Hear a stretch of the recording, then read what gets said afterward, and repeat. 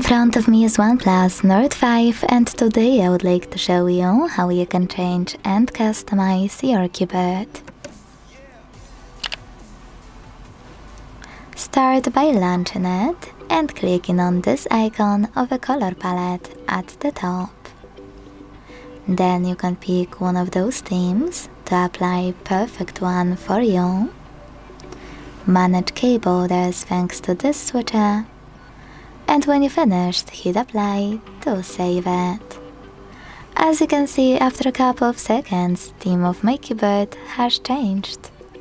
If you want to customize it though, tap on the same icon of a color palette, use this plus under my themes, and tap on a photo you wish to apply as your new keyboard's background.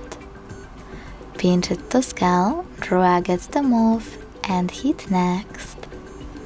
Adjust brightness by swiping left or right. Hit done. Manage keyboards and tap on apply.